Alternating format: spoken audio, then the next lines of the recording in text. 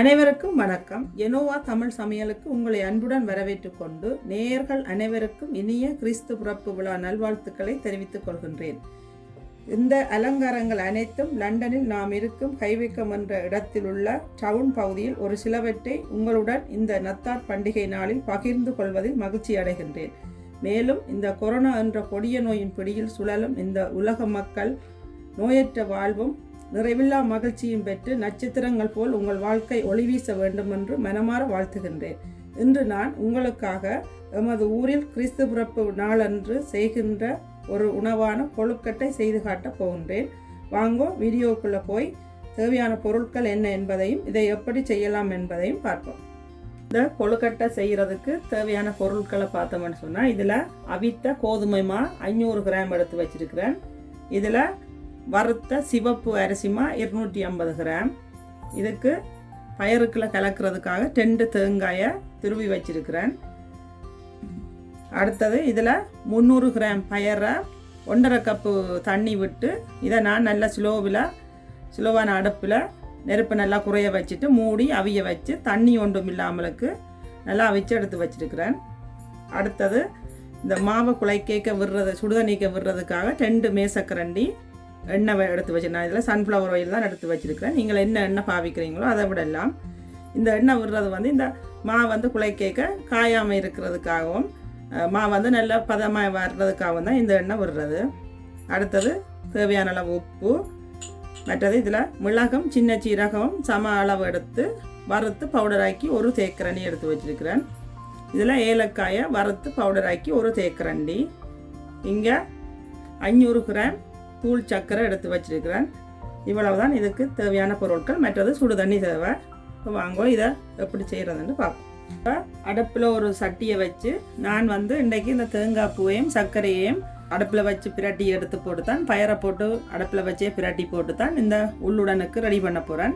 நீங்கள் இதுக்குள்ள தேங்காய் பூக்குள்ளேயே சர்க்கரையும் போட்டு பயரையும் போட்டு பிரட்டி போட்டு அவிக்கலாம். ஏன் நான் இப்படி அடுப்பில் வச்சு செய்கிறேன்னு சொன்னால், உங்களுக்கு கொழுக்கட்டை அவிக்கல உங்களுக்கு தண்ணி விடாமலுக்கு இருக்கும். அதுக்காகத்தான் நான் இப்படி செய்கிறேன். சில பேர் பாகுக்கு செய்வார்கள். நாங்கள் இன்றைக்கு இப்படி செய்வோம். வாங்க பார்ப்போம். இப்போ இந்த தேங்காய்ப்பை அடுப்பில் சட்டியில் போட்டுட்டு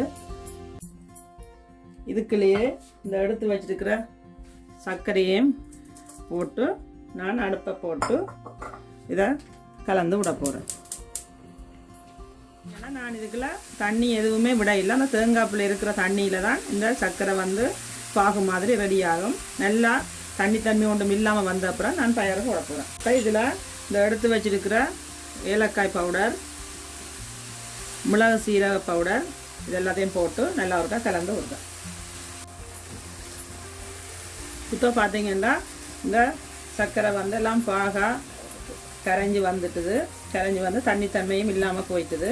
இப்போ இந்த டைமில் நான் இந்த அவிச்சு வச்சிருக்கிற இந்த பயரை போடுறேன்.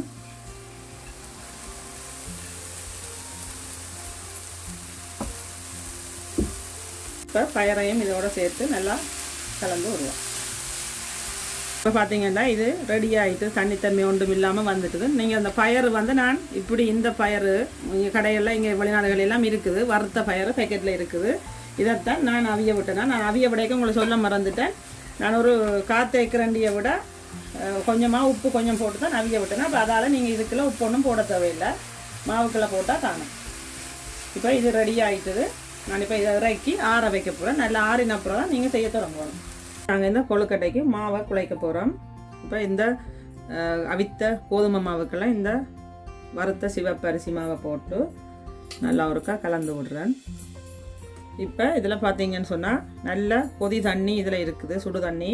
அதுக்குள்ளே இந்த எடுத்து வச்சிருக்கிற 2 மேசக்கரண்டி இந்த எண்ணெயையும் விட்டு நான் கலந்துட்டு கூடவே இந்த மாவுக்கு தேவையான அளவு உப்பு, நான் ஒரு அரை தேக்கரண்டி அளவு உப்பு போடுறேன். நீங்கள் இந்த தண்ணியை வேணுமுன்னா டேஸ்ட் பார்த்தாலே உங்களுக்கு தெரியும். இவ்வளவு தண்ணி தான் இல்லை, நீங்கள் இடியப்பத்துக்கு குழைக்கிற மாதிரி குழைச்சா சரி. இப்போ நாங்கள் அந்த பயறு ஆறுறதுக்கு இடையில் இதையும் குழைச்சி இந்த மாவும் கொஞ்சம் ஆறின அப்புறம் தான் நாங்கள் கொழுக்கட்டை ரெடி பண்ண தொடங்கணும். இப்போ இதை இந்த மாவுக்குள்ளே விட்டு நீங்கள் ஒரே தான் தண்ணியை ஊற்றாமல் கொஞ்சம் கொஞ்சமாக விட்டு இதை குழைக்கிட்டு எடுக்கணும்.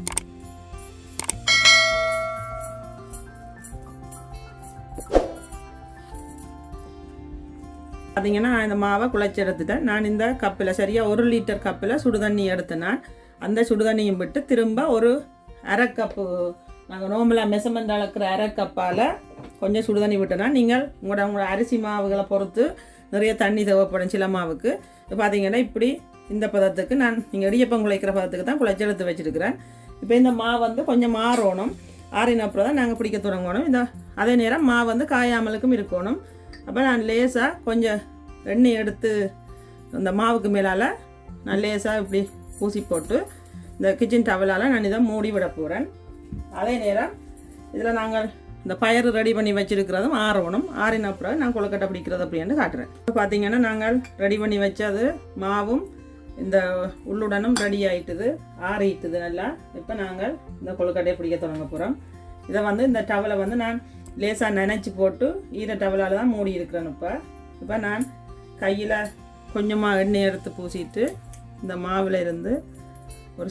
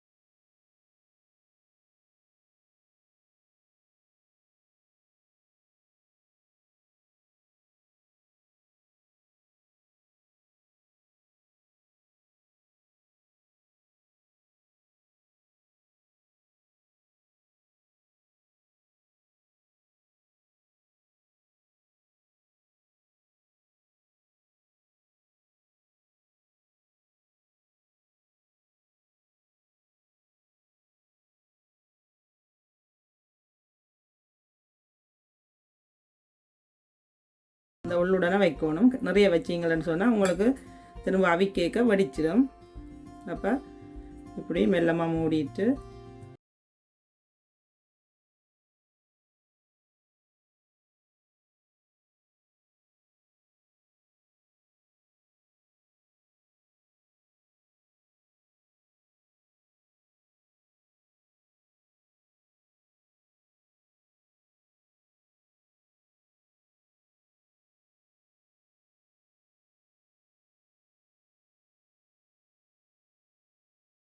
இதில் கொழுக்கட்டை பிடிச்சி எடுத்துட்டேன். இப்போ இந்த கொழுக்கட்டையை நான் இப்போ ஆவியில் அவிச்சு எடுக்க போகிறேன். நான் இப்போ இட்லி சட்டி தான் அவிச்சு எடுக்க போகிறேன்.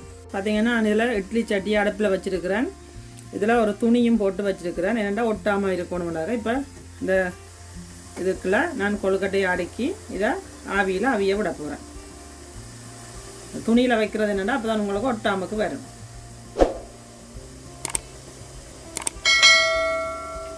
நீங்கள் கணக்கை ஒன்றோடு ஒன்று ஒட்டுற மாதிரியும் வைக்கக்கூடாது. இப்போ இதை மூடி அவிய விட போகிறேன். நீங்கன்னா கொழுக்கட்டை அவிஞ்சு ரெடி ஆகிட்டுது. அப்பையும் கொழுக்கட்டை வந்து சூடாக இருக்க நீங்கள் வெளியில் எடுக்கக்கூடாது. எடுத்து வெளியில் அந்த தட்டோடு எடுத்து வெளியில் கொஞ்சம் நேரம் ஆற வச்சுட்டு தான் நீங்கள் கொழுக்கட்டையை வேறு ஒரு பாத்திரத்துக்கு மாற்றணும். இப்போ நான் இதை வெளியில் எடுத்து ஆற வச்சுட்டு உங்களுக்கு காட்டுறேன். நான் இப்போ பார்த்தீங்கன்னா கொழுக்கட்டை அவிஞ்சது கொஞ்சம் லேசாக ஆறிட்டுது.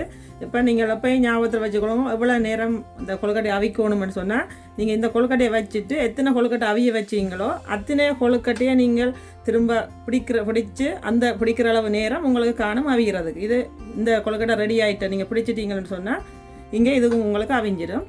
இப்போ நான் இதை உங்களுக்கு எடுத்து காட்டுறேன். இப்போ இதில் பார்த்திங்கன்னா ஒட்டாமலுக்கு நல்ல வடிவாக வந்திருக்குது. இப்போ துணியில் வச்சபடியும் உங்களுக்கு ஒட்டாமலுக்கு வரும்.